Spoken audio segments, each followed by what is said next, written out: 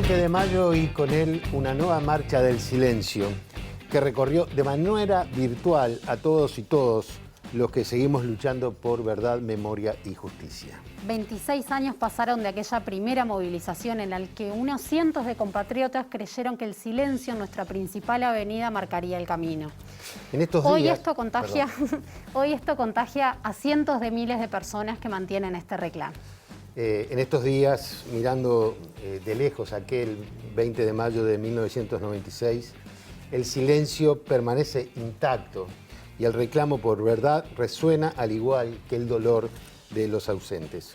Esperando que nos digan dónde están, hoy en La Letra Chica, presente.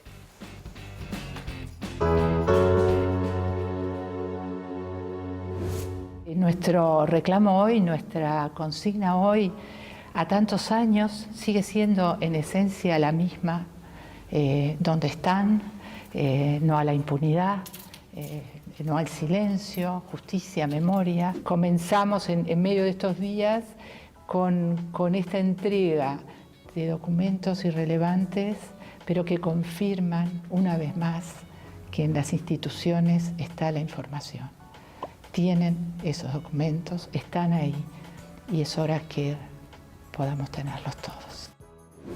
Cae de su peso que es una injusticia brutal lo que han hecho. Lo que se sigue haciendo, inclusive, que es hasta el día de hoy se sigue haciendo porque no dicen nada. No confiesan lo que han hecho. Si esto lo hubieran dicho, o de dónde están enseguida, esto se acaba. El Tribunal de Apelaciones dejó en libertad al exmilitar Eduardo Ferro, acusado de delitos de lesa humanidad. La preocupación es justamente que esta libertad pueda habilitar o pueda permitir nuevamente una evasión de este militar, y eso es lo que nos preocupa, porque vuelve a instalar otra demora más en la justicia, ¿no? Es complicado, ¿no?, para la sociedad que un personaje de estos, con todos los antecedentes que tiene, que se conocen, fue un personaje que hace 50 años está haciendo cosas para el país que son destructivas. Es un torturador, es un genocida de lesa humanidad. La Institución Nacional de Derechos Humanos y Defensoría del Pueblo retomará la búsqueda de detenidos desaparecidos en el ex centro de represión La Tablada, ubicado en el barrio de Sica. Según datos de la Institución Nacional de Derechos Humanos y Defensoría del Pueblo, serían 11 los uruguayos detenidos desaparecidos que podrían estar enterrados allí, en La Tablada. Cuando hay archivos guardados en los comandos y no se entregan, no es un delito de hace 30 años. Es complicidad. Es un delito de hoy, porque es complicidad hoy. La desaparición forzada es un delito que se comete todos los días hasta que aparece el desaparecido. El compromiso que tenemos y la ligazón que tenemos es, primero, con nuestros familiares, o sea, con los desaparecidos. Y después con la verdad y con la justicia. Esa es la única cosa. Y la conducta de familiares durante todos estos años ha sido esa. No nos importa si estamos criticando a fulano o a mengano, si es de tal partido o tal partido. Hoy, la misma angustiosa pregunta que nos hicimos cuando se los llevaron, ¿dónde están?, sigue pendiente. Los mismos reclamos de verdad y justicia siguen interpelando a los sucesivos gobiernos y aguardan respuestas, acciones que están hoy como ayer en manos del Estado.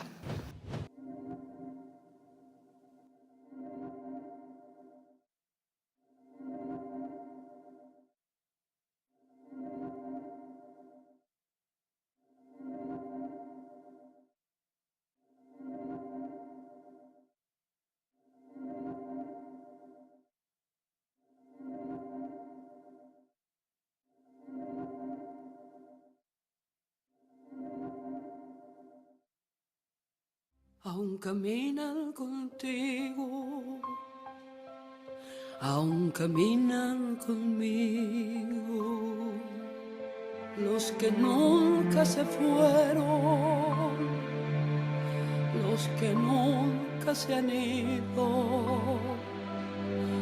hasta el fin de los tiempos,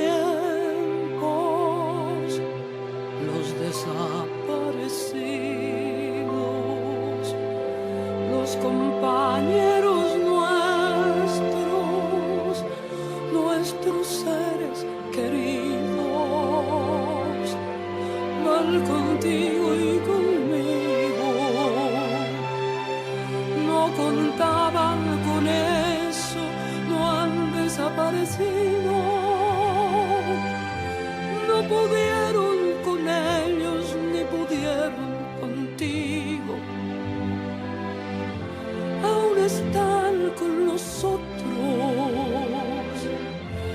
todavía más vivos, nunca desaparecen los desaparecidos.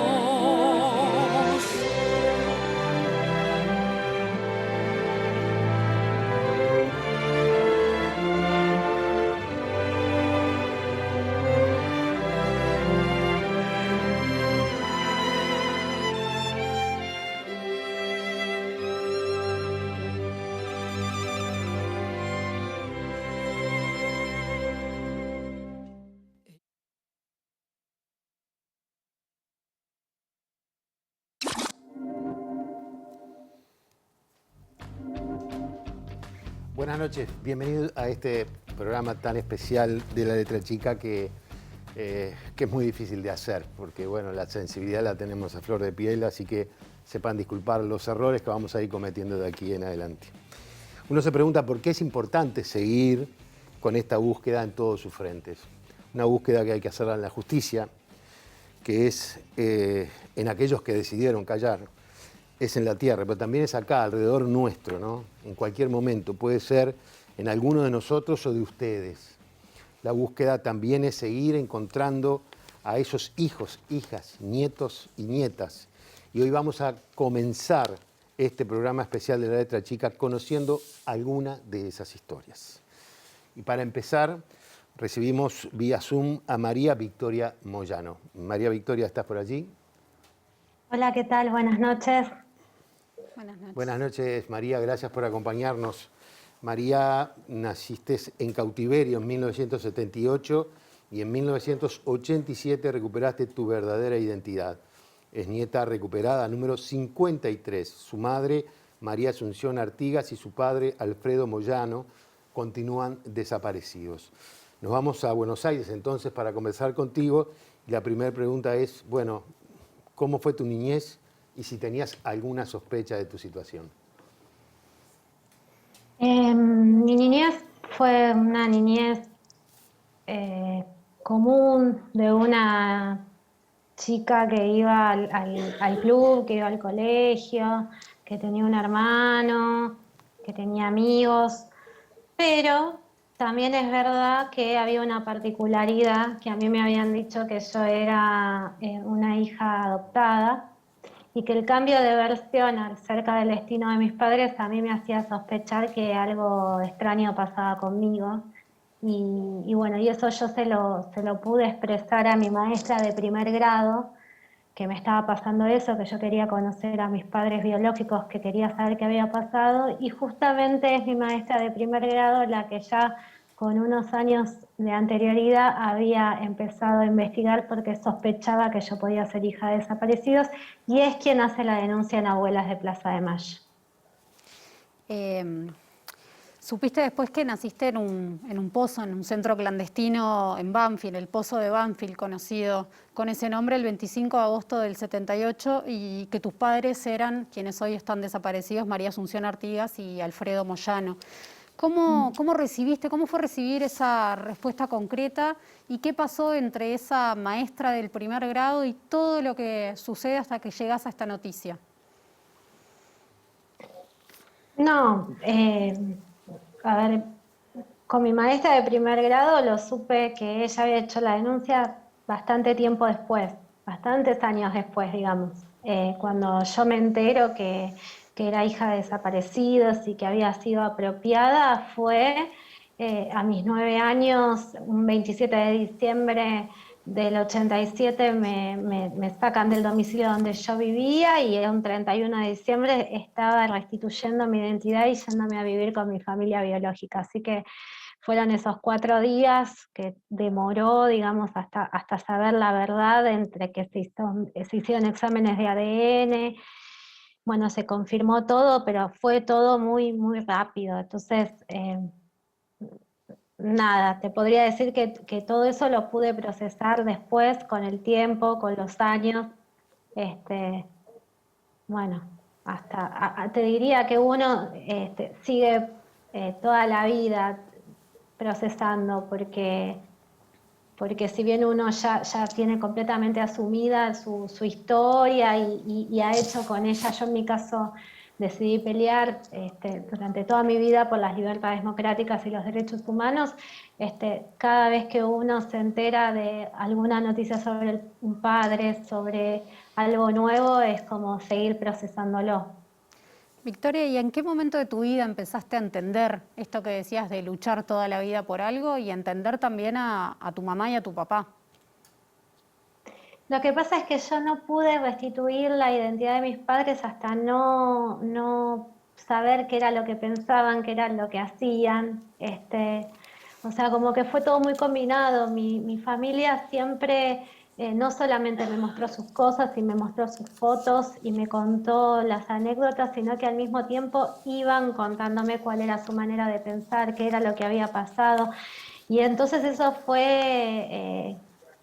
yo te diría que cuando ya empecé a decidir yo qué hacer con mi vida, no hubo ninguna duda de que iba a hacer todo esto. Creo que mi familia me presentó a mis padres de una manera muy completa y a mí me permitió no solo imaginármelo, sino admirarlos también y bueno, admirar a toda esa generación y pelear justamente por esa sociedad que ellos intentaron. Así que no sé si te respondí a lo que vos me estás preguntando. Sí. Claro que sí. Victoria, en estos días se llevó adelante una nueva audiencia sobre lo que sucedió en el pozo de Banfield. Y bueno, recién decías que eso fue lo que de alguna manera te llevó a pelear. ¿Por qué hay que seguir peleando y seguir buscando justicia? Y porque estamos en una situación de que pasaron muchísimos años, el reloj biológico viene jugando en nuestra contra, nuestras abuelas muchas han fallecido y siguen falleciendo sin saber el destino de sus hijos, nosotros no sabemos el destino de nuestros padres. Y lo cierto es que para hablar específicamente de la situación, digamos, en la que nos encontramos las familiares en Uruguay, no puede ser que de todos los desaparecidos uruguayos solamente se sepa el destino de 10 personas o que no se pueden realizar las investigaciones porque no se hacen excavaciones. Es decir, que el acceso a la justicia está bastante vedado. Entonces nosotros nos vimos, digamos, con la necesidad de ir a hacer juicios en Europa, como en Roma, que ahora vamos a tener la sentencia, o acá en Argentina tratamos de discutir que también se investigue cómo actuaron las fuerzas conjuntas argentinas y uruguayas, pero lo cierto es que en Uruguay no hemos podido avanzar en el juicio y castigo, y esa es una de las principales peleas. Yo creo que la memoria... decir la verdad y mantener nuestra memoria es muy importante, pero también necesitamos juicio y castigo, que me parece que es el punto que en Uruguay tiene una gran deuda con nosotros, con los familiares y con los compañeros de militancia que han sobrevivido. Victoria Moyano, te agradecemos muchísimo que nos hayas acompañado esta noche y muchas gracias por estar ahí. No, gracias a ustedes. Muchas gracias. Vamos a seguir en Buenos Aires para conversar con otro hijo, un hijo de ciudadanos uruguayos, Carlos Delía. Carlos Delía es hijo de Julio César Delía Payares y Yolanda Iris Casco Belfi. Sus padres fueron secuestrados el 22 de diciembre de 1977, en donde vivían en su domicilio en la provincia de Buenos Aires. Su mamá estaba embarazada de 8 meses y medio. A diferencia de Victoria, con quien hablamos recién, Carlos se enteró de grande, fue localizado de grande por abuelas de Plaza de Mayo, y recién hablábamos de cómo fue fundamental la maestra de primer año de escuela de Victoria para esto, y vamos a empezar a hablar sobre cómo fue recuperar su identidad con Carlos. Vamos a recibir a Carlos. Carlos, ¿qué tal? Buenas noches. ¿Qué tal? Buenas noches a todos. Carlos, ¿cómo fueron las primeras señales que te dieron a vos? Bueno, yo supe cuál era mi verdadero origen recién a los 17 años. Hasta ese momento yo no tenía ninguna sospecha de que podía no ser hijo de la familia que me había criado, con lo cual ese momento representó un shock muy grande para mí. Claramente mi vida, puedo decir que tiene un antes y un después de ese momento. Y bueno, lo tomé con sorpresa, con temor, pero también con expectativa, porque supe que había una familia que me había estado buscando durante mucho tiempo, que nunca había dejado de buscarme, y tenía mucho por conocer desde ese momento en adelante. Carlos, tu abuela era René Pallares, uruguaya, reconocida integrante de Abuelas de Plaza de Mayo. Cuando ella falleció, el comunicado de Abuelas decía: la paciencia y la calidez de René lograron que lentamente Carlos se fuera abriendo a ese amor que lo esperaba desde hacía tanto tiempo. ¿Cómo fue la relación con tu familia luego de que recuperaste tu identidad? Bueno, claramente en ese mensaje se resume un poco las sensaciones que tuvimos todos. Yo tenía 17 años, tenía ya una vida muy feliz, con lo cual yo lo que necesitaba era ir de a poco, y mi familia biológica respetó mis tiempos, entendió que yo tenía, para que ellos me conozcan, que poder abrirme, compartir quién era hasta ese momento, todas las cosas que he vivido, y claramente tuve mucha comprensión. En ese momento decidimos ir de a poco. A mi abuela, la verdad, tal vez fue a la que más le costó. Venía con muchos años, de mucha expectativa, mucha ilusión, y una vez que me encuentra, supo entenderme, y ella y toda la familia de a poco fuimos construyendo un vínculo, porque por más que éramos familia, no teníamos la suerte de habernos conocido desde siempre, ¿no? Entonces tuvimos que de a poco ir construyendo esta relación muy linda que hoy tenemos, y también pude ir conociendo de a poco quiénes eran mis padres a través de los ojos y las anécdotas que compartía mi familia, y también los amigos de militancia, compañeros, mucha gente que quería a mis padres. Entonces fue un poco conocer mi origen y también quiénes eran mis padres a través de los demás, ¿no? Carlos, a ti pudieron encontrarte y pudiste recuperar tu identidad, y cada tanto nos enteramos y nos emocionamos de nuevas personas que puedan recuperar su identidad, pero todavía quedan muchísimas hijas e hijos, nietas y nietos. ¿Por qué es importante seguir buscando?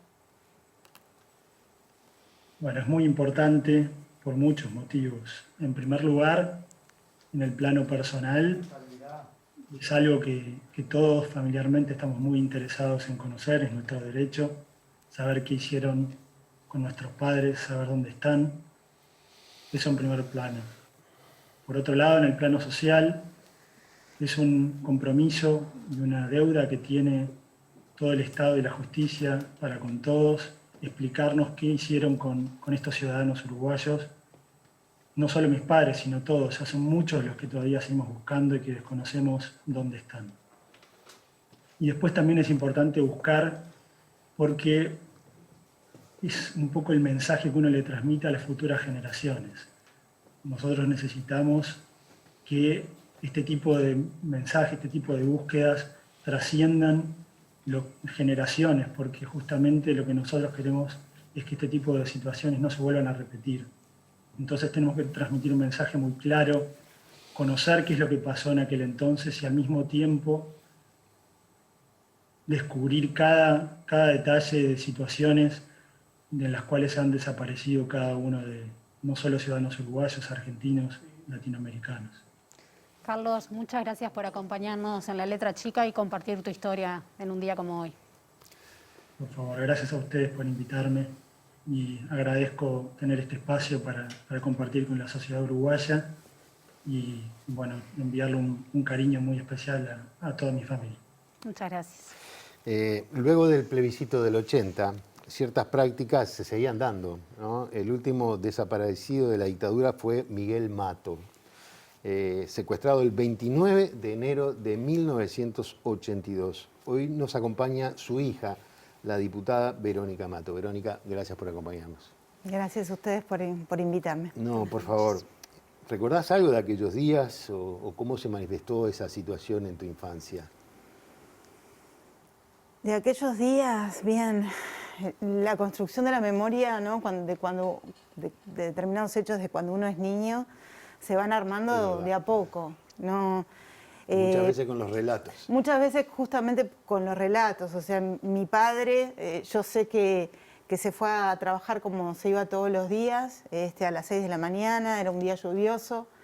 Fue a la parada del ómnibus, porque además se tuvo que ir rápido porque llegaba tarde. En ese momento nosotros vivíamos en el barrio Conciliación y fue a la parada del 145 porque se tenía que tomar 2 ómnibus. Y todo esto que te estoy contando me lo contó mi familia. No es algo ni que yo recuerde en ese sentido. Y todo el trajín que él pasó tampoco es algo que yo lo pudiera comprender en ese momento. Y además tuve la suerte dentro de esa desgracia que tuve 2 mujeres muy fuertes, muy poderosas, que supieron contenerme y supieron contener la situación, porque frente a esa desaparición yo no recuerdo un momento en el que diga, todo esto no recuerdo ni siquiera el momento en que mi mamá me lo dijo. No, fue una cuestión de cómo me apañaron ellas dos, tanto mi madre como mi abuela, más allá del propio dolor que ellas sentían, cómo me abrazaron y me contuvieron. Y a su vez a nivel, también pensemos que una persona cuando desaparece, en este caso mi papá, y en ese momento que estábamos en una crisis económica en el Uruguay, era, digamos, el sustento económico de la familia. Mi madre estaba desempleada, mi abuela tenía una pequeña jubilación. Entonces hay un montón de cosas en la familia que se van desbaratando. Y por otra parte, y creo que en eso fue en lo que más lo sentí, fue en los demás, en los niños, en la gente que no se te acercaba. Y en ese sentido, ahí lo sentí de forma también, esa soledad. Creo que lo que recuerdo así fue de niña es la total soledad que uno siente frente a eso. Más allá del abrazo de mi mamá y mi abuela, la soledad y el desamparo. Porque además, ¿qué edad tenías además? En ese momento yo tenía 6 años, 5 años. Pero además la desaparición no era una cosa que, desapareció, se terminó, sino que era un proceso en el que ibas buscando, hasta que nunca más encontraste respuestas. Sí. Entonces eso lo hacía todavía como más extendido en el tiempo, más difícil de resolver. Sí, vos imaginate que en ese momento, o sea, eran 2 mujeres que también, o sea, cuando desaparece mi padre no es que, bueno, o sea, la familia salió a buscarlo, o sea, por todos lados, claro. O sea, golpeando puertas acá y allá, diciéndoles que eran unas locas, que no sabían, que se fueran a su casa, por qué estaban ahí. Y mi padre fue llevado, fue torturado, fue asesinado en La Tablada, que hoy es un sitio de memoria, pero fue allí, que es a unas cuadras bastante cercano de donde nosotros vivíamos. Y digo esto en el sentido de que en ese momento no es que ellas tampoco supieran que era un desaparecido. Claro. O sea, cuando es una construcción también a partir del tiempo. Y uno de los momentos, eso sí, a mí me pasa con las películas que son sobre estos temas, que es una cosa que me da una cuestión ahí en el pecho, es cuando vuelven los presos, cuando salen los presos, que mi papá nunca salió. Claro.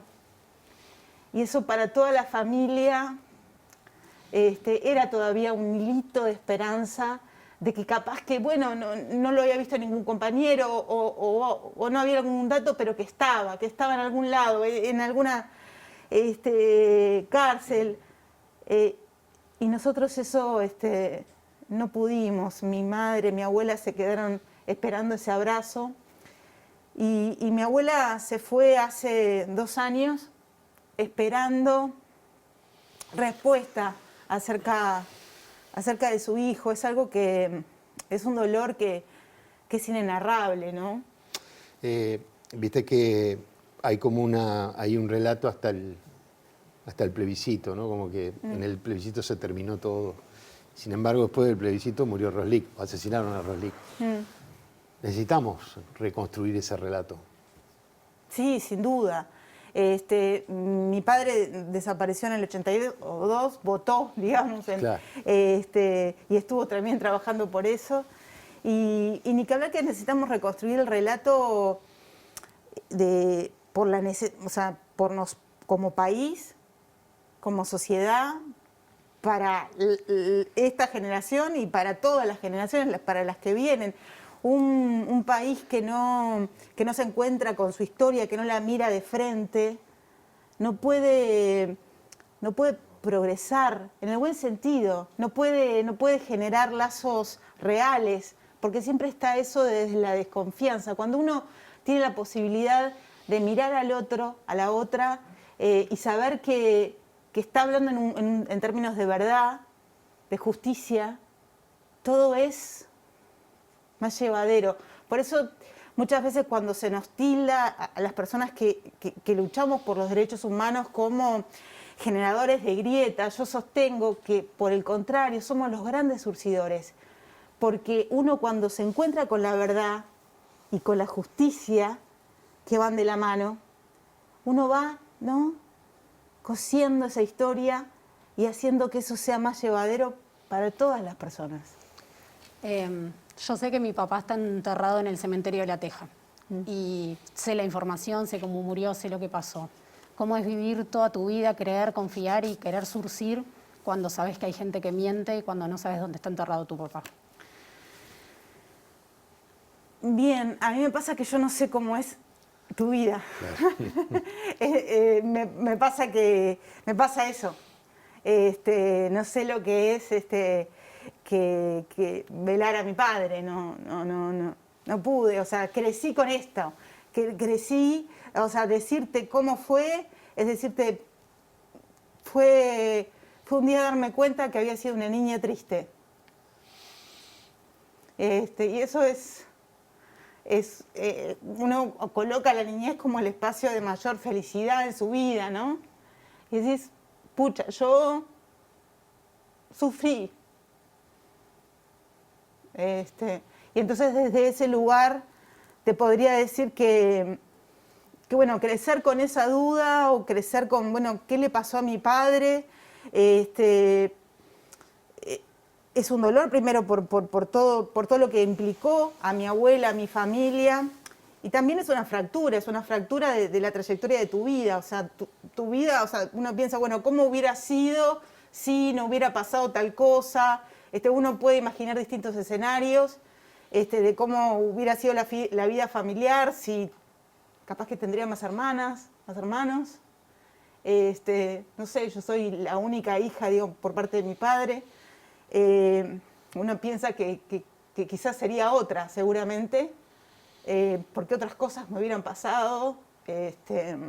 Más allá que, obviamente, desde el punto de vista político, mi familia tenía un compromiso político, mi padre lo tenía, seguramente yo hubiera estado vivenciado la política, porque mi familia se la vivía y se la sigue viviendo, pero ni que hablar que cuando un hecho político, porque esto es un hecho político, fractura y transforma tu vida de tan niña,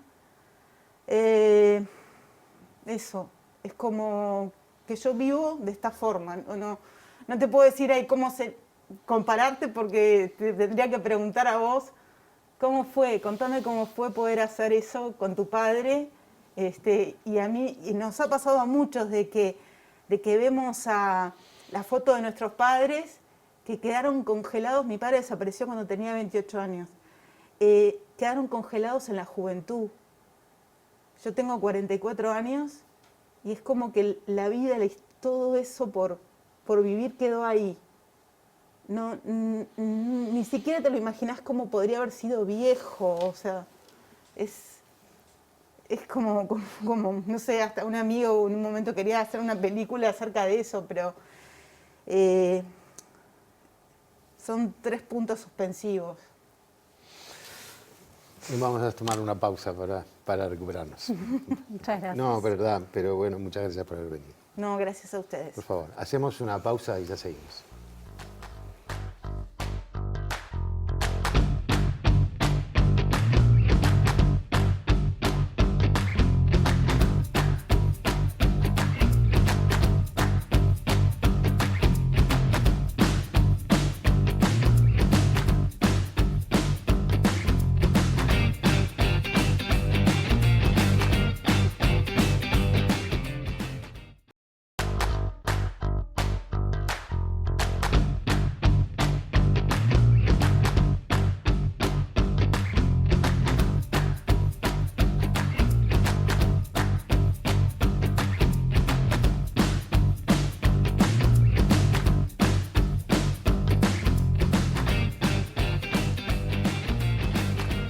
Bien, seguimos en La Letra Chica y ahora vamos a trasladarnos hasta el Palacio Peñarol para recibir a nuestra compañera Mariana Abreu, que está desde allí con un móvil. Bienvenida, Mariana, ¿cómo estás? Buenas noches, profe, Denise, ¿cómo andan? Es así, me encuentro en el Palacio Peñarol porque el mes pasado se lanzó desde hinchas de Peñarol, un grupo de hinchas con memoria y también el colectivo Un Gol contra la Impunidad, la campaña Fuera Gabazo y Cordero del padrón de socios de Peñarol. Es una campaña que justamente busca expulsar a estos criminales por delitos de lesa humanidad que ya han sido condenados, José Nino Gabazo y también Manuel Cordero, pero para saber un poquito más de esta campaña nos encontramos junto a Tabaré Techera, es uno de los voceros de la campaña y también integrante del colectivo Un Gol contra la Impunidad. Gracias, Tabaré, por recibirnos. ¿Cómo surgió esta campaña? ¿Cómo se les ocurrió la idea de llevarla adelante? Bueno, buenas tardes, primero que nada, y muchas gracias a ustedes y a los compañeros de mesa. Bueno, la campaña, el colectivo Un Gol a la Impunidad en realidad surge en el año 2018, cuando un grupo de personas nos juntamos para poder eliminar, o sea, sacar en realidad al jefe de seguridad Miguel Zuluaga de la selección uruguaya. Fue un año bastante complicado, también era en los tiempos donde se acercaba el Mundial de Rusia, o sea, era bastante mediático, pero bueno, logramos salir con el gol a la impunidad esa vez y bueno, hoy en día esta campaña surge dentro de la hinchada de Peñarol, en conjunto con Hinchada con Memoria, que son los hinchas organizados que salen y dan esa discusión para en este caso sacar a Gabazo y a Cordero de Peñarol, del padrón social, y el colectivo contra la impunidad, que también se basa en ir por todo lo que es social y de derechos humanos dentro del deporte. Lograron que la campaña se instalara en el discurso público, que fuera tema de debate. Ahora, ¿qué expectativas hay en lo que respecta al club y lo que puede hacer el club con respecto a esta demanda? Bien, nosotros como colectivo lo que planteamos principalmente es de qué lado va a estar el club, o en este caso la dirigencia, ¿no? Si va a estar del lado de los represores o del lado de los familiares desaparecidos, que nosotros lógicamente entendemos que se tiene que tomar una decisión rápida, que no entendemos por qué hay tanto silencio por parte de la directiva, nos preocupa. Sí supimos de la pronunciación por parte del presidente Rubio, pero entendemos que necesitamos que más directivos que son representantes de socios den su punto de vista y acompañen la campaña, que es principalmente por hinchas del Club Atlético Peñarol y socios, que son los que cada vez que hay elecciones, ¿no?, los dirigentes piden el voto, pero en este caso yo creo que los socios de por sí piden ser escuchados para que haya un poquito más de justicia y que el Club Atlético de Peñarol se pronuncie por este tema, ¿no? Rubio, el presidente de Peñarol, dijo que él estaba afín con esta decisión de expulsar a Gabazo, a Cordero, pero que la decisión era del Consejo Directivo. Ahora, también se ha cuestionado el hecho de que se han expulsado hinchas del padrón social por temas de violencia, por ejemplo, sin mayores inconvenientes y que en cambio esta decisión, bueno, falta un poco que haya la voluntad de llevarla adelante, ¿es así? Sí, bueno, partiendo de la base de que nosotros entendemos de que no hay una vara equitativa hacia todas las partes, ¿no? Nosotros tenemos casos de compañeros hinchas que por el simple hecho de vender una bengala o vender pegotines en la tribuna son puestos en la lista negra y excluidos de su derecho a ser socios del club más grande del Uruguay, ¿no? Entonces entendemos de que si hinchas por esos delitos, entre comillas, que cometen, son juzgados, entendemos que estas personas que son represores de Estado, condenados nacional e internacionalmente, tienen que ser cesados del club porque no hay, para nosotros, los hinchas, honor más grande que ser socios vitalicios del Club Atlético Peñarol, y que estos dos personajes nefastos de nuestra historia lo cumplan, realmente es una gran injusticia. Llevando adelante una campaña de firmas, tienen el apoyo de varios colectivos, entre ellos madres y familiares. ¿Cómo puede hacer la gente para apoyar esta campaña? Sí, nuestro colectivo hasta hoy en día hemos juntado más de 2.000 firmas de socios e hinchas del Club Atlético Peñarol, como también de particulares. Hemos tenido la respuesta de más de 45 agrupaciones de Peñarol, ya sean agrupaciones de la hinchada o peñas que incluyen socios, y bueno, y agrupaciones sindicales que también, y colectivos sindicales, perdón, que también acompañan, como tú muy bien decías, madres y familiares desaparecidos, el PCNT, FUBUAN, que bueno, que dan su granito de arena y apoyan esta campaña para que sea de una vez por todas sacados estos dos personajes nefastos, ¿no? Ahora recién hablábamos fuera de aire que hay diferentes clubes que han hecho iniciativas en este marco de la Marcha del Silencio, iniciativas que tienen que ver con derechos humanos, pienso en Villa Española con el tema de las camisetas, en Racing. ¿Hay una mayor sensibilidad en el fútbol, en el deporte, o son expresiones que podemos decir minoritarias, que no alcanzan todavía al colectivo del deporte y del fútbol? Nuestro colectivo principalmente apunta a la conciencia, y a la conciencia y a que el fútbol en general o el deporte tome la relevancia que realmente tiene, ¿no? Incide de una forma muy fuerte en nuestra sociedad, más a nuestro país como el Uruguay, y bueno, si los clubes de fútbol o cualquier club de deporte se pone en campaña de generar esa conciencia o poner sobre la mesa temas tan delicados como esto, para dar esa discusión que bueno, que son discusiones sanas para conocer un poco nuestra historia reciente. Somos hijos de esa generación que sufrió terrorismo de Estado, y bueno, y por ello es que estamos acá, ¿no? Donde está lucha cultural. Recién me decías que hay como un cierto temor a la palabra política, ¿no? Cuando hablamos de fútbol, ¿cómo es esto? Sí, es que en realidad lo que nosotros vemos es que hay como un estilo de tabú creado por la sociedad en conjunto con la palabra política, ¿no? Política estamos haciendo en estos momentos tú y yo, estamos debatiendo ideas, intercambiando opiniones, que es lo más democrático y fundamental para poder convivir y consensuar en temas de cualquier índole, ¿no? Y bueno, es un poco dividir esos tanto de lo que es la política con la política partidaria, porque el club hoy tiene que tomar una decisión política, que es la de sacar a estos represores, ¿no? Y que bueno, que entendemos que es necesario y urgente. ¿Hay otras opciones, otras alternativas más allá de la decisión del Consejo Directivo? ¿Qué pueden hacer los hinchas? Nosotros esperamos realmente que los directivos se pongan del lado de los familiares desaparecidos. Nosotros queremos que marquen un puntapié inicial muy grande a favor de los derechos humanos, y que bueno, nosotros como colectivo buscamos que salga a Gabazo y Cordero del padrón, y si tenemos que llegar a la asamblea o a un plebiscito lo vamos a hacer porque bueno, nos parece necesario, ¿no? Y urgente. ¿Esperaban algún mensaje de las autoridades de Peñarol en el marco de esta marcha del silencio? Y la realidad es que como hincha, socio y pasional de lo que es Peñarol, esperábamos que se pronunciara el club, pero bueno, entendemos de que no lo han hecho, y esperamos que haya esa voluntad de querer hacerlo porque se puede. Como tú muy bien dijiste, se pronunció el Club Artigas, que rompió relaciones con el Club Atlético Peñarol, porque bueno, en esos tiempos de dictadura un jugador de ellos fue torturado y desaparecido por el mismo Gabazo. Entonces ya es un tema que no es solamente por fuera de lo que es Peñarol orgánico, ¿no? Ya incluye a Peñarol, como también que es muy importante decirlo y valioso en estos momentos, de que bueno, tenemos a Ezequiel Mechoso dentro del Club Atlético Peñarol, que es un jugador gurí, que debutó en primera, nieto de Mechoso, que fue torturado y desapareció también por Gabazo. O sea que son temas que incumben a Peñarol, que están por dentro de Peñarol, y que es muy importante que Peñarol resuelva rápidamente, porque estamos hablando de derechos humanos. basta el mensaje de las autoridades, pero sí de los hinchas, como se puede ver en imágenes. Así que bueno, me parece que es una linda imagen justamente, y valga la redundancia, para despedirnos, hablando de deporte y concretamente de Peñarol, en el marco de esta marcha del silencio, que es virtual, pero que también es presencial, que se hace presente de diferentes modos y también en el deporte. Denise, profe, un beso para los dos. Muchas gracias. Muchas gracias, Mariana. Veíamos... No, te iba a decir antes Sí. que nada que espero que Peñarol haga culto a su origen, ¿no? Ujú. Porque en el campeón del siglo, a partir del momento en que no se pudo tener más público, hay grandes carteles y uno dice origen obrero y popular. Esperemos que la directiva sea consecuente con su origen. Veíamos también cómo hablábamos del silencio, cómo hablábamos de lo que es no tomar postura. Y hay una ilustración que está en redes sociales, una ilustración que es del Bigote López, que tiene justamente en esta discusión de lo que hizo Villa Española, lo que eligió hacer, lo que eligió poner en palabras, que dice que el silencio y no decir nada también es una postura política. Así que en todo esto vimos cómo la falta de respuesta formal de Peñarol a los hinchas, que están haciendo una movilización bastante importante.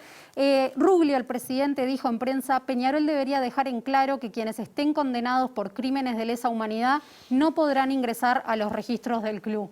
A veces también es más fácil hablar en prensa que tomar decisiones, así que ojalá los hinchas tengan una respuesta, sea la que sea, y si no la tienen, la respuesta también es una respuesta política que existe.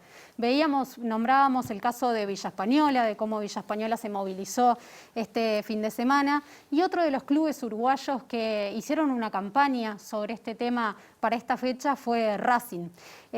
Racing hizo una campaña audiovisual con distintos hinchas, en el que también retomaban la imagen de mujeres y varones detenidos desaparecidos. Vamos a conversar con Washington Lizardo, justamente con el presidente de Racing. ¿Qué tal, Washington? Buenas noches. Buenas noches para ustedes. Muchas gracias por invitarme. Washington, ¿cómo surgió esta iniciativa del club? Bueno, esto comienza con un grupo de socios que nos plantean esta situación de participar en este día. Fueron a hablar con el grupo de familiares, consiguieron la autorización, y después de esto nos encaminamos con el grupo de comunicación del club y empezamos a trabajar en el tema.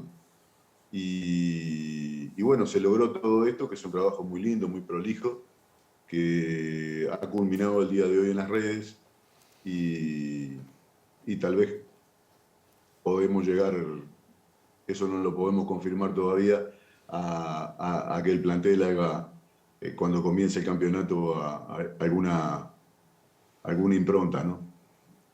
Creemos que es un tema muy importante para la sociedad, ¿no? Es un tema que divide a los uruguayos, pero yo creo que cada vez más uruguayos quieren participar, más gente se expresa, y por eso creo que Racing, hoy que es un club democrático, hoy que es un club participativo, tiene que estar en estos temas, más cuando los socios lo piden, ¿no?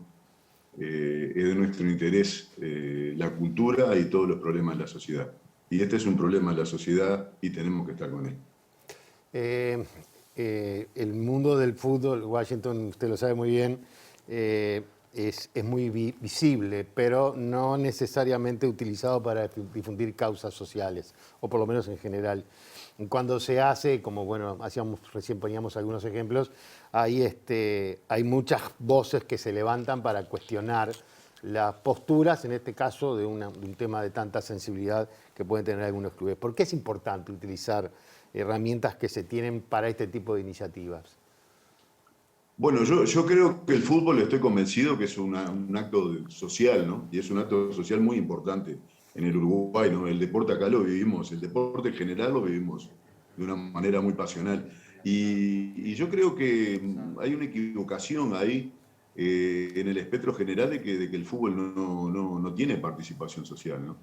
Yo, por ejemplo, estamos hablando de 6 categorías de juveniles con 25 jugadores cada uno, y no se les cobra nada, ni el agua caliente, o sea, se los viste, se les pone un profesor de educación física, se les pone un director técnico, se les pone asistentes sociales, se les pone un médico, y se les incita a que estudien, y después a que trabajen, a que sean hombres de bien, sabiendo que ya la mayoría de los chiquilines que están jugando ahí en divisiones inferiores no van a llegar a primera división. Y eso es un trabajo social muy importante, ¿no? Pero también los clubes deportivos tienen que pasar y trascender lo que es el fútbol mismo, ¿no? Porque están en un barrio, están en una sociedad y tienen que compartir todos los elementos que tiene esa sociedad, ¿no? Y nosotros acá en Sayago tiene una impronta cultural muy importante, ¿no? Tenemos una tradición muy grande en carnaval, en teatro, y tenemos en poesía, y tenemos muchas cosas para hacer. Por eso, por ejemplo, nosotros la semana que viene vamos a participar en el tema del Día del Libro y vamos a regalar libros en las escuelas públicas. Y bueno, es un tema social y yo estoy convencido que Racing tiene que estar en esos temas. Muy bien, Washington, muchísimas gracias por habernos acompañado esta noche y gracias por los gestos que está llevando adelante el popular club El Cervecero de Sayago. Muchas gracias, muy amable y para nosotros es un placer estar en toda esta movida y que todo sea para bien y termine pronto y que se sepa la verdad. Muy bien. Muchas gracias. Muchísimas gracias a usted. Hubo dos grandes del básquet que también se pronunciaron, Aguada y Goes, sacaron placas conmemorativas de esta fecha y me quedo con algo importante que dijo Washington, que esta es una causa que divide a la sociedad. Creo que justamente lo que tenemos que pensar es que esta no debe ser una causa que divide a la sociedad porque las y los desaparecidos son de toda la sociedad. Vamos a seguir conversando justamente con uno de los colectivos que se moviliza detrás de este tema que nos une a todas y todos. Vamos a seguir repasando las instancias que hubo hoy. Como ya sabemos, por la pandemia, la emergencia sanitaria, no pudimos realizar la movilización histórica que se hace desde hace 26 años y la marcha fue virtual para algunos porque claramente la virtualidad no llega a todo el país tampoco. Victoria, vamos a hablar con Victoria Sequeira, que integra el colectivo Memoria en Libertad. Victoria, ¿cómo estás? Buenas noches. Buenas noches, Denise, profe, ¿cómo andan? Todo bien, por suerte, gracias. Como podemos hoy. Como podemos, sí, llevándola hoy. Hoy sosteniéndonos de a poco. Victoria, ustedes son un grupo de personas que como tanto sufrieron directamente el terrorismo de Estado durante la infancia y la adolescencia. ¿Por qué sintieron la necesidad de crear un colectivo como es Espacio de Libertad? Bueno, el colectivo se llama Memoria en Libertad. Y sí, bien dijiste, nuclea quienes fuimos niñas, adolescentes, víctimas directas del terrorismo de Estado. Nos juntamos en 2008, medio que nos juntamos, y bueno, y empezamos a todo un camino, ¿no?, de recordarnos como víctimas. Hoy escuchando a Vero, me he dado cuenta de eso, o sea, es algo que se va construyendo, ¿no? Y como colectivo, o sea, colectivizar esas vivencias es muy importante para poder asumir que uno es una víctima directa, ¿no? Después de los que tuvimos padres presos, o los que vivieron en el exilio, o los niños nacidos en cautiverio, o niños desaparecidos y recuperados, es una construcción de la historia, ¿no? La memoria, como decía Vero, se construye y bueno, colectivamente es mejor, ¿no? Sabés que más adelante vamos a compartir algún material que hicieron para este 20 de mayo, pero para ir metiéndonos en el tema, ¿qué iniciativas desarrollaron en esta jornada en especial? Bueno, hoy estuvimos en las guardias de las fotos, acompañando a familiares. Lo que solemos hacer es acompañar a familiares en todo lo que necesiten, porque como hablaron antes también, o sea, el reloj biológico nos juega en contra y esas madres y padres se van muriendo sin saber dónde están sus hijos. Y bueno, venimos nosotros a arrimar el hombro, a sostener los carteles y bueno, esta vez no se pudo estar con el cuerpo, pero se estuvo de varias formas. Estuvimos acompañando desde el 10 con esa campaña que hicimos de videos que nos interesaba mostrar justamente el lado de esos niños y niñas y adolescentes que el Estado les desapareció a sus padres, a un familiar, y que sigue hoy sin dar respuestas, ¿no? Y bueno, en todo el día lo que hicimos anoche, terminamos una pegatina por 18 como a la 1 de la mañana, y hoy se hicieron guardias para cuidar las fotos en la plaza y llevar cosas y arrimar compañeros y eso. Victoria, te agradecemos por acompañarnos. Vamos a ver ahora un tape, uno de los tantos materiales que han hecho desde Memoria en Libertad.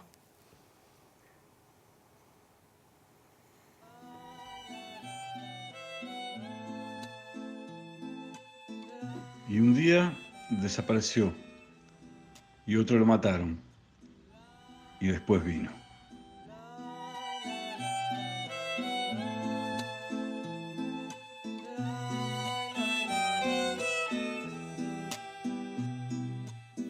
Esperarte por siempre.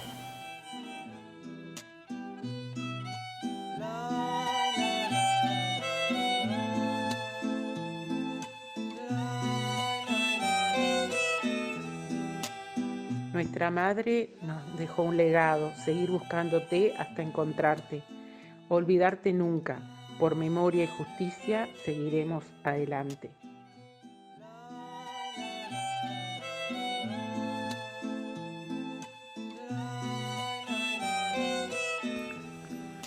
Hacía un mes había desaparecido mi padre. No tengo recuerdos de él, sí memoria.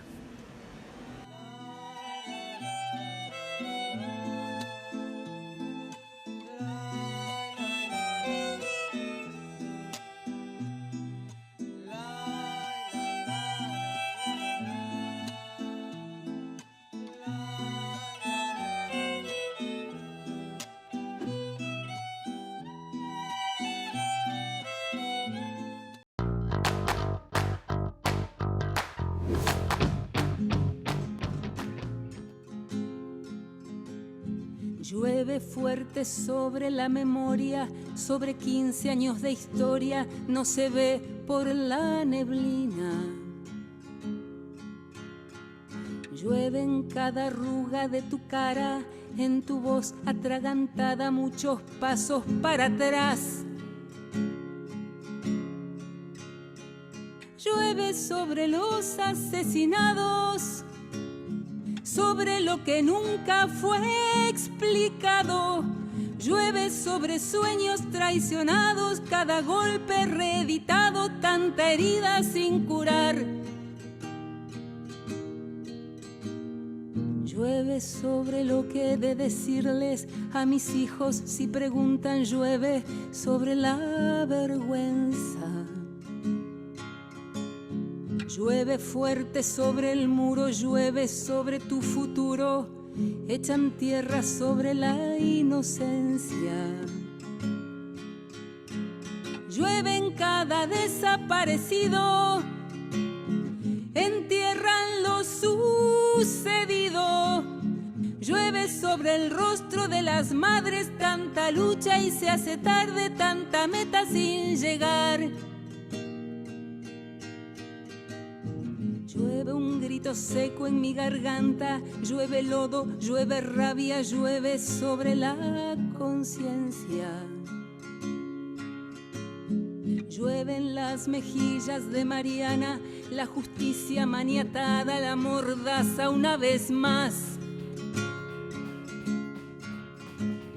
Las complicidades ignoradas, la basura que sigue tapada, te empujan sobre la hoguera mientras son muchos que esperan por justicia y por verdad. Llueve sobre Carlos, sobre Elena, sobre Vladimir y Macarena. Los discursos ahuecados, una luz que se ha apagado, golpe bajo a la verdad. Llueve en cada desaparecido, entierran lo sucedido. Llueve sobre de sueños traicionados, esa luz que se ha apagado, golpe bajo a la verdad. Golpe bajo a la verdad. Golpe bajo a la verdad.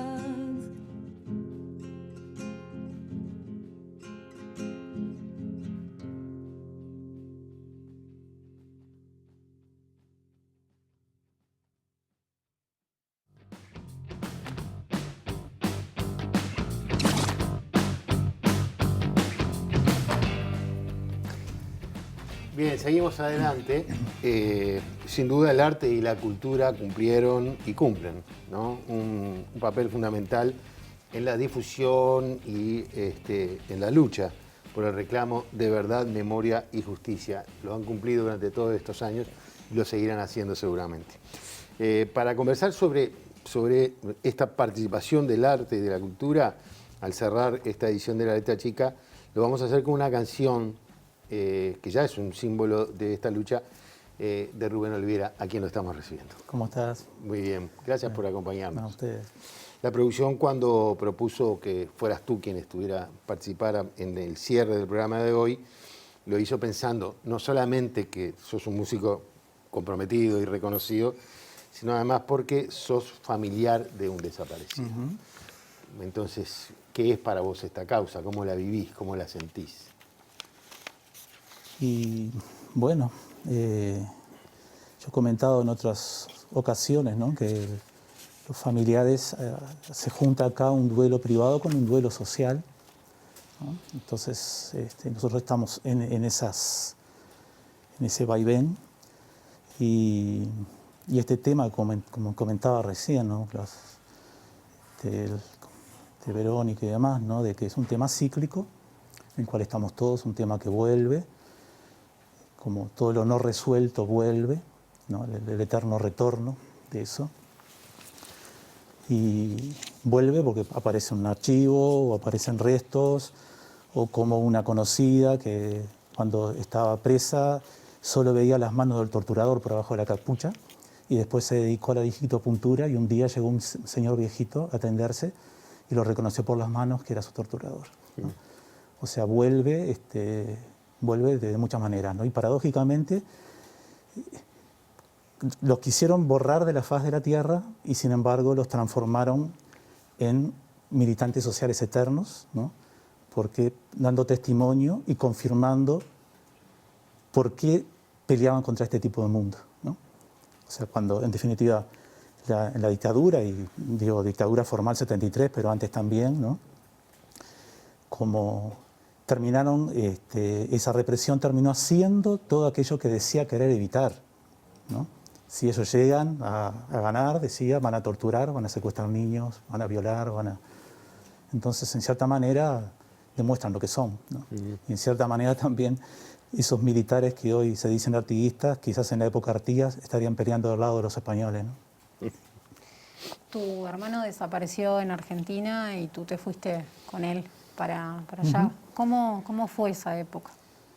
Y nosotros nos fuimos también por razones de la época, políticas, en el año 72, con mi hermano, mi cuñada y un hijo de 6 meses en ese momento. Estuvimos 6 años allá.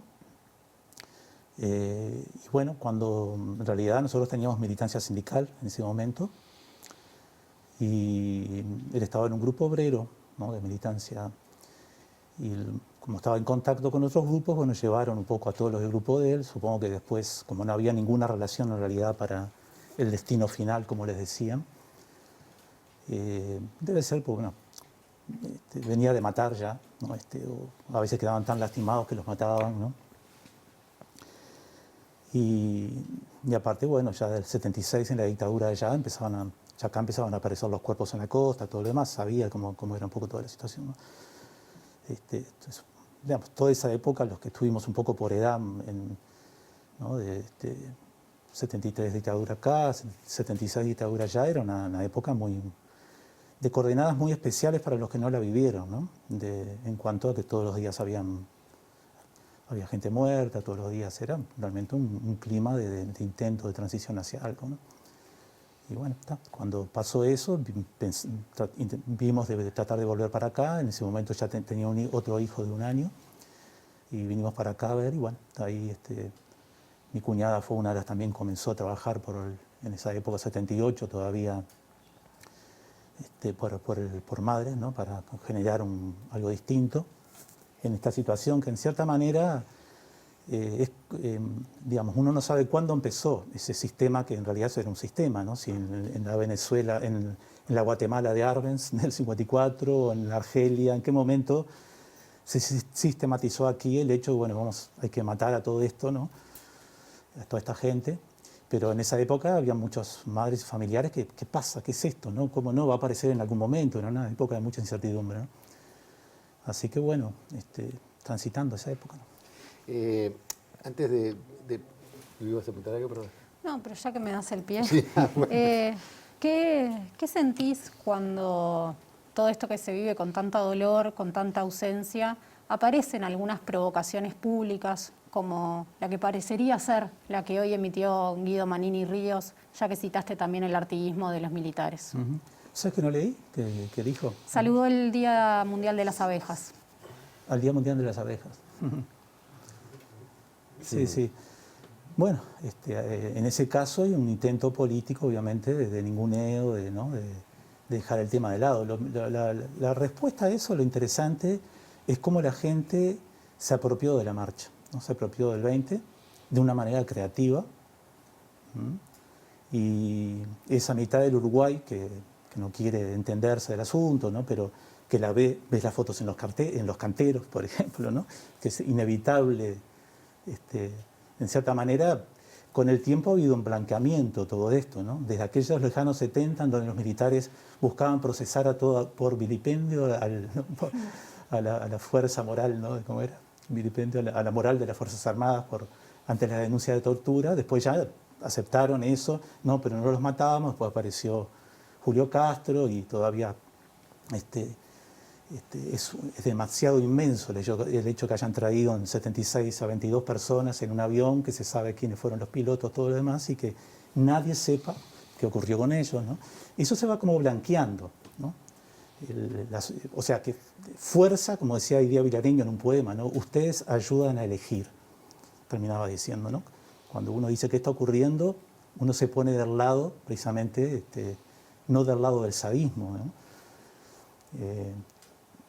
Entonces, no sé, esto no es la memoria es un terreno de conflicto, es un espacio político, y si Manini Ríos dice eso, ¿no? Pobres abejas, ¿no?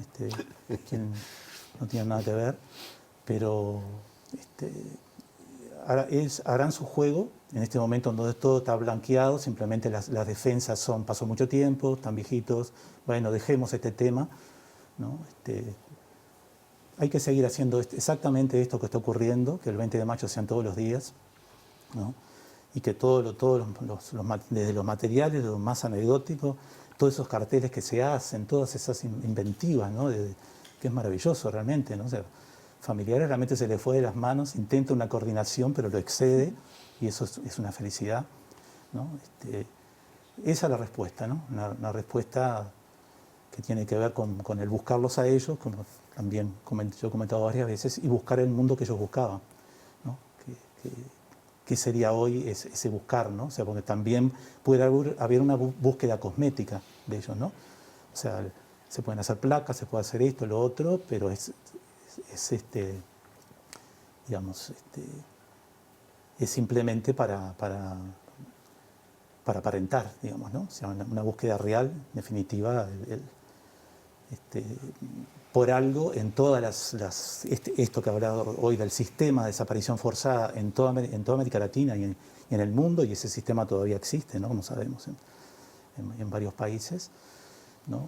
Nunca se logró una respuesta real en relación a esos militares que un día, las mismas personas que un día para el otro pasaban a la democracia. Nunca se logró ordenarles que hagan algo, y se da el caso, me acuerdo, un soldado que denunció algo, y cuando fue al cuartel a mostrar el lugar, le abrió la puerta al capitán, que era su comandante en el momento, ¿no? O sea, de esas situaciones que son bizarras, ¿no? hay que ver cómo encontrar respuestas políticas, que es una dificultad, ¿no? Recién estuviste hablando, antes de plantearte la función que ya la música, y tú en particular, como uno de ellos, ejercieron en el periodo de la dictadura, dijiste algo como que esta es una situación que va y viene, ¿no? que vuelve a aparecer. Pusiste un ejemplo tremendo como el de las manos. Cuando vuelve, ¿cómo lo vivís vos? Digo, ¿te vuelve a golpear de la misma manera? Y uno aprende a convivir, ¿no? Yo varias veces he dicho, bueno, cerré el duelo y después se abre por algo, ¿no? No sé, personalmente capaz que me amigué con los sueños, cuando mi hermano vuelve en sueños, ¿no? Ya no lo he hecho como antes, pues, diciendo me duele, andate, ¿no? Y ahora no, quedate, ya es un espacio que compartimos, digamos, ¿no? Pero sin duda vuelve de distintas maneras, ¿no?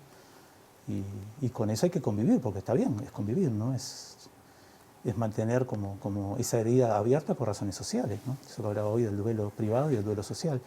Hace poco los dos hijos de él fueron papás, o sea, de grandes, uno de 47 y otro 41, uno tiene un bebé y otro tiene un varón y nena, y yo veo en los rasgos de ellos aparecer los rasgos de mi hermano, ¿no? O sea, la vida sigue así, ¿no? Y he comentado también que a veces cuando me llaman para dar alguna charla en liceos y dicen, ¿por qué ellos no saben nada? Yo digo, pará, a ver si no saben nada. Y pregunto, ¿y ustedes acá, quién tuvo algún familiar? Y empiezan a levantarse las manitos, ¿no? Que mi abuelo, que mi tío, y se miran entre ellos como diciendo, nunca me dijiste nada, ¿no? O sea, ese tema está instalado y bueno, va a aparecer de millones de maneras distintas, ¿no? Te llamó la atención el ejemplo ese que es fuerte, ¿no? de las manos, pero yo me acuerdo de Perico Pérez Aguirre, que contaba que se cruzó 2 veces con su torturador y en su infinita bondad en una de las veces lo consolaba y el tipo no le dijo nada porque pensando ya en la impunidad lo torturaba sin capucha a él, ¿no? Y se reía cuando Perico le decía te perdono, ¿no? Y la segunda vez el hombre se animó a hablarle y Perico lo consolaba, cruzó la calle diciéndole, bueno, me van a llamar, dice, yo no sé qué hacer, bueno, no se preocupe, capaz que anda todo bien, decía Perico, ¿no? O sea, los temas van a aparecer todo el tiempo, convivimos con ellos, ¿no? Con ellos como personas y convivimos con la situación que originó, que dio lugar a esas personas, ¿no? ¿Denise? Sí, parte de no poder cerrar la historia, la seguimos viviendo. Y también, por ejemplo, apareció una campaña de una agrupación del Sindicato Médico del Uruguay en que al buscar los nombres de los desaparecidos, vemos, por ejemplo, en Wikipedia que no está la fecha de fallecimiento o de asesinato. ¿Cómo es eso de no poder cerrar, no poder saber y saber que hay gente que sabe? Mi madre falleció el año pasado y tenemos unos problemas tremendos con la sucesión porque aparentemente hay una figura que si vas al registro, que no entienden mucho, pero después sí, ausencia por desaparición forzada, ¿no? No están legalmente muertos. No están legalmente muertos, ¿no? O sea, nosotros pudimos salir con mi cuñada y sus hijos porque había un poder, habían hecho un poder, si no, no podían salir, ¿no? Cuando mi cuñada decidió hacer el divorcio, yo tuve que ir a testificar que él había hecho abandono de hogar, en connivencia con la abogada. O sea, de esas situaciones son permanentes, ¿no? No hay legislación, ¿no? Es como medio terrible, pero no hay legislación todavía para la figura de alguien que no murió, ¿no? Y que durante mucho tiempo a nivel legal, acá a veces nos decían, bueno, si usted firma el certificado de defunción, no está muerto, está desaparecido, ¿no? A nivel, ¿no? de la sociedad, ¿no? Obviamente está muerto, ¿no? Eso sí, también es parte, uno convive, aprende a convivir con esa situación, ¿no? extraña, ¿no? Entre lo legal, lo político, ¿no? ¿Y te parece que eso tiene que ver con que el Estado no asuma su responsabilidad? Porque los responsables fueron el Estado. Y claro, totalmente, ¿no? Como hablábamos hoy, ¿no? El Estado que, digamos, las respuestas que incluso deberían haber dado, ¿no? Todos sabemos lo que pasó con el voto rosado, ¿no? gente de izquierda que no hizo campaña, gente de izquierda, ¿no? Los distintos grupos, el Estado no sabe cómo moverse con esa fuerza armada, con esas fuerzas armadas, ¿no? Y las fuerzas armadas mismas no saben por qué Nixon les dijo adelante con esto y Carter les dijo, bueno, paren porque ya se solucionó la cosa, ¿no? Comentaba también alguna vez como que a veces parece que hay en realidad un sistema, ¿no? de injusto, mucho más macro, en donde las dictaduras son nada más que el fusible de ese proceso y que alternan como opuesto complementario con las democracias, ¿no? Y en cierta manera ese nunca más que buscamos solo se va a lograr cuando haya un cambio de sociedad, ¿no? Mientras tanto las fuerzas siguen estando, ¿no? Ahí en juego, ¿no? Eso de buscar lo que ellos buscaban también, ¿no? O sea, el mayor respeto que podemos tener no es solo que las energías sean solamente para encontrar lo que resta de ellos, ¿no? Aunque en realidad cada elemento que aparece da para blanquear más toda la situación y para ordenarlos y ver, ¿no? Verlo en forma más macro, ¿no? Pero sobre todo hay que también, aparte de buscar, ¿no? Ese cambio, ¿no? Que es por los cuales ellos se sacrificaron, ¿no? Hablas mucho de ese tema, o planteaste mucho la idea de buscar el cambio que ellos querían. Es algo que en realidad queda un poco de costado en esta búsqueda, ¿no? En este pedido de verdad, de memoria, de justicia. ¿Te parece que está bien? Sí, o me da la sensación a mí que está bien. Es medio y fin, ¿no? Desde ya, ¿no? Porque cada vez que se blanquea algo salen nuevos elementos que quedan más expuestos, ¿no? Para las personas que quieran elegir el lugar, ¿no? Para hacia dónde, ¿no? Cuando aparece el famoso asunto de que no están en realidad, se fueron a Europa o cosas por el estilo, ¿no? Y que después, bueno, es verdad que nos mataron, los torturaron, todo lo demás, pero bueno, está bien porque hicieron X cosa, ¿no? O ni bien aparece un video de un muchacho en Chile o en Colombia golpeado, ¿no? O los mismos militares incendiando un supermercado para generar, ¿no? Está filmado, ¿no? La persona que dice, no, eso no puede ser, lo ve y dice, bueno, está bien, o sea... Algo habrá hecho.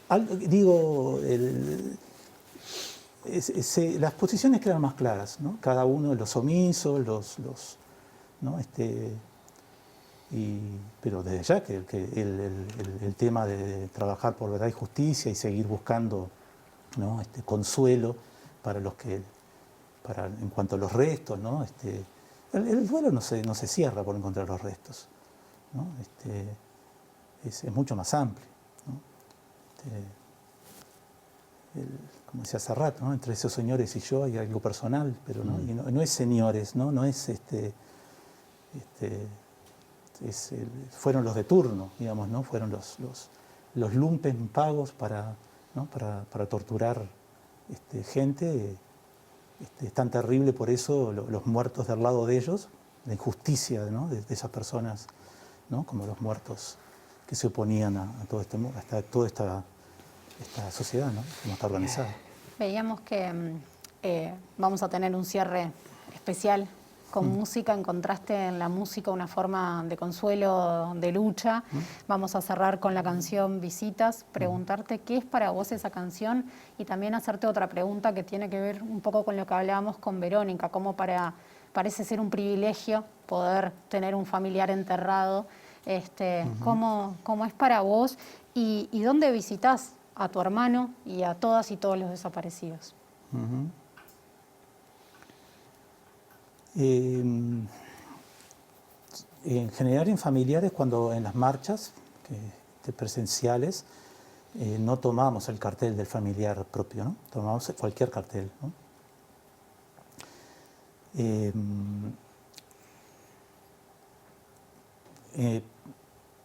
Por lo general es un tema, digamos, como muy fuerte. A veces, eso como dice la canción, ¿no? A veces no te encuentro en carteles y a veces te quiero cobijar, ¿no? Yo he charlado mucho con los familiares, cada uno un poco lo procesa como puede, ¿no? y tiene que, digamos, ni yo quisiera estar hablando de esto, ni ustedes quisieran estar preguntándome estas cosas a mí. Y bueno, con la canción, de repente tengo la suerte, ¿no? Como alguien decía, ¿no? El arte es espejo y es martillo, ¿no? O sea, como es catarsis, ¿no? Y a la vez el arte por lo general es una manera de conocimiento, la realidad, ¿no? Producto y productor. Entonces uno tiene la suerte de poder plasmar en el hecho canción, que es así como el silencio es algo minúsculo de gran potencia, ¿no? Algo que tiene una energía particular. Digamos, yo le canté mucho tiempo esa canción sin decir nada, ¿no? Para aquello de no hacer demagogia con eso. Como decían las madres, ¿no? Que se habían prometido no llorar cuando hablasen para no generar empatía por la lástima, ¿no? Sino una empatía política, ¿no? Y por suerte, desde la actualidad, imágenes del silencio, ¿no? En fotografía, encontrarte con ellos, de la plástica, el cine, el teatro, ¿no? Por suerte, creo que en nuestro país se puede enorgullecer de sus artistas que han acompañado, ¿no? Los músicos como banda sonora de la épica de todo lo que ha hecho la población y los plásticos, los teatreros, todo, ¿no? Pero bueno. Rubén, no te puedo decir más nada que muchas gracias. Te vamos a ver cantar. Si puedo. Puede todo esto. Sí, vas a poder. Porque además ya nos dijiste, tu hermano te visita. Y eso es verdad, es así. Él va. Así que bueno, muchas gracias por acompañarnos. Gracias por la canción que la vamos a disfrutar en un momento. Bueno, Denise, te dije antes de empezar que los errores que íbamos a cometer, que arrancamos ya con uno, un buen arranque de error. Hoy tenemos excusa. Iban a ser difíciles porque es un programa, es una situación, es muy difícil, ¿no? Realmente es un momento que nos toca vivir cuando reflexionamos sobre estos temas. Y lo que decía Rubén, ¿no? Esa cosa que vuelve. Y a mí me pasa por lo menos que no sé bien cuál es el peor de los dolores, ¿verdad? Si es que hay un peor dolor. Pero muchas veces me pienso, hoy cuando venía para acá, iba escuchando en la radio los nombres y el presente, pensaba, no solamente desaparecieron, no solamente no están con sus padres, con sus madres, con sus hijos, lo que sufrieron. Porque en cada una de esas desapariciones hubo dolor, de verdad. Y entonces, no sé, es un día en que me golpea y me enoja con la humanidad un poco, ¿no? Que por ahí aparezca uno en una red diciendo, bueno, y los otros y aquellos y no sé cuánto, cuando lo que en realidad se está reclamando acá es dar una mínima satisfacción a los familiares y a la sociedad toda que lo espera. Sí, un dolor. Y bueno, después el momento de la diputada fue tremendo, me quedé totalmente impactado. Sí, un dolor que se mantiene, que se sostiene a lo largo de los años, un dolor también que tuvo momentos clave, que fueron las 2 veces que la sociedad le dio la espalda en los plebiscitos nacionales. A mí me tocó en 2009 militar esa campaña y votar por primera vez, tenía 19 años, era la primera vez que votaba y fue realmente mi primera desilusión democrática y la primera vez que entendí la política como algo que podía cambiar al mundo, pero que también nos podía proponer la impunidad, el silencio y el dolor. Y creo que cuando seguimos hoy, tantos años después, y siguen apareciendo algunas novedades, claramente lo que se sabe es que hay gente que sabe lo que pasó, que saben dónde están, que sabe el sufrimiento y que también parecería ser que por algunas reacciones que se ven parecen que gozan de ese sufrimiento y eso es un poco lo que tenemos hoy, el goce de ese sufrimiento contra un montón de familias que sufren todos los días, que reclaman y que realmente lo que están posicionando es querer hacer un mundo mejor como quisieron hacer sus familiares que se quedaron congelados en esa mezcla entre la vida y la muerte que es una desaparición política, forzosa y generada total y absolutamente por el Estado. También las desapariciones y todas las cuestiones de la dictadura son un problema de seguridad y son un problema de reflexión política que todos los partidos son parte y que todos los partidos tienen que para adelante cambiar esta realidad. Sí, simplemente como una forma, Rubén decía, a ustedes seguramente no me quieren preguntar lo que me están preguntando y yo no lo quiero contestar. Y yo creo que tenemos la obligación de seguir preguntando y queremos que nos respondan porque también queremos entender. Y creo que tenemos que ayudar a que la sociedad toda lo sienta. No que lo entienda, que lo sienta. Porque a partir de ahí quizás podamos cambiar algo. Bueno, nos vamos con la música. Y que como todos los delitos haya justicia.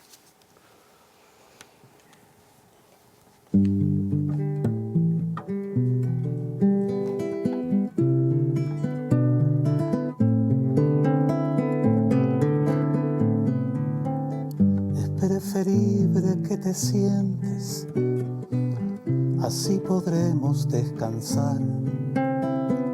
La calle está tan peligrosa, a la hora que suele llegar es que a partir de mis insomnios vos me empezaste a visitar y algo de alcohol hace milagros para sentir que estás acá, pero ¿por qué hablo yo solo y nunca te puedo escuchar? Si en este mundo todos tienen alguna historia que contar, es que me olvido que tú vienes desde otra muerte a visitar, que siempre cuidas a tus vivos como cuidamos de vos, pero no es llevándote unas flores, si no sabría a qué lugar. A veces te cuido en carteles y hoy te quiero cobijar, la calle está tan peligrosa a la hora que suele llegar.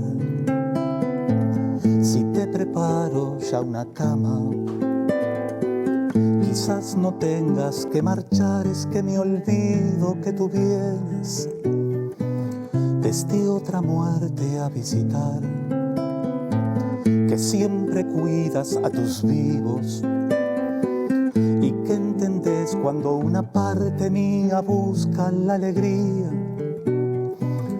y la otra no sabe qué hacer.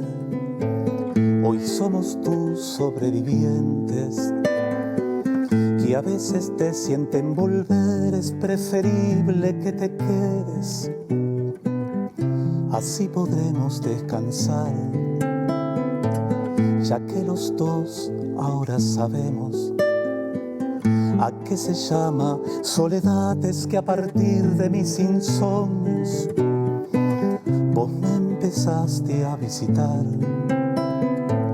y algo de alcohol hace milagros para sentir que estás acá, es que me olvido que tú vienes desde otra muerte a visitar, que siempre cuidas a tus vivos como cuidamos de vos, pero no es llevándote unas flores,